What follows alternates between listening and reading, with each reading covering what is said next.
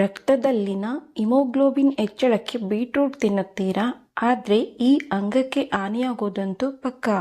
Beetroot ಆರೋಗ್ಯಕ್ಕೆ ಒಳ್ಳೆಯದು. ಅನೇಕ ಜನರು ಇದನ್ನು ಜ್ಯೂಸ್ ಆಗಿ ಅಥವಾ ಸಲಾಡ್ಗಳಲ್ಲಿ ಸೇವಿಸುತ್ತಾರೆ.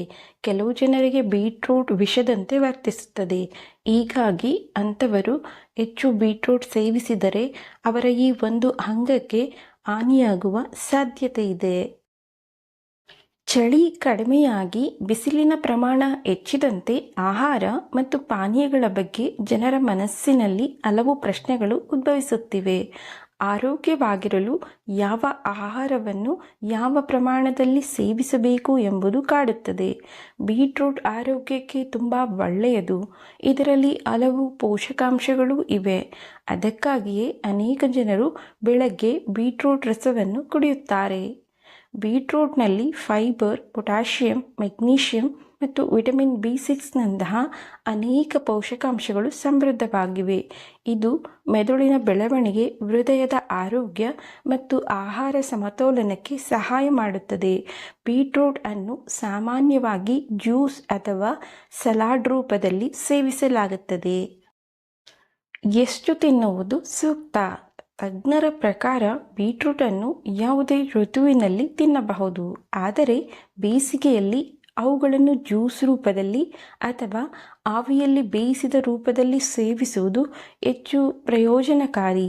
ದಿನಕ್ಕೆ 100 ಗ್ರಾಂ ಅಥವಾ ಒಂದು ಮಧ್ಯಮ ಗಾತ್ರದ ಬೀಟ್ರೂಟ್ ತಿಂದರೆ ಸಾಕು. ಆದಾಗ್ಯೂ ಜ್ಯೂಸ್ ರೂಪದಲ್ಲಿ 250 ಮಿಲಿಯವರೆಗೆ ತೆಗೆದುಕೊಳ್ಳಬಹುದು.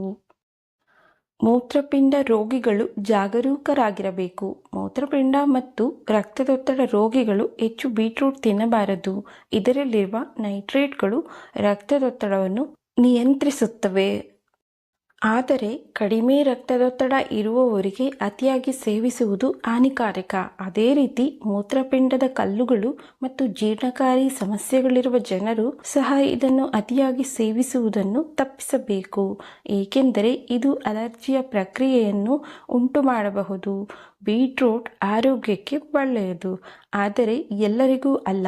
ನಿಮ್ಮ ಆರೋಗ್ಯವನ್ನು ಗಮನದಲ್ಲಿಟ್ಟುಕೊಂಡು ಇದನ್ನು ಸಮತೋಲಿತ ಆಹಾರದಲ್ಲಿ ಸೇರಿಸಿಕೊಳ್ಳುವುದು ಸೂಕ್ತ. ಸ್ನೇಹಿತರೆ, ಈ ಮಾಹಿತಿ ನಿಮಗೆ ಇಷ್ಟ ಆಗಿದ್ದರೆ ವಿಡಿಯೋಗೊಂದು ಲೈಕ್ ಮಾಡಿ, ನಮ್ಮ ಚಾನೆಲ್ ಸಬ್ಸ್ಕ್ರೈಬ್ ಮಾಡಿ, ಶೇರ್ ಮಾಡಿ, ಸಪೋರ್ಟ್ ಮಾಡಿ. ಮತ್ತೊಂದು ವಿಷಯದೊಂದಿಗೆ ಪುನಃ ಭೇಟಿಯಾಗೋಣ. ಧನ್ಯವಾದಗಳು. ನಮಸ್ಕಾರ.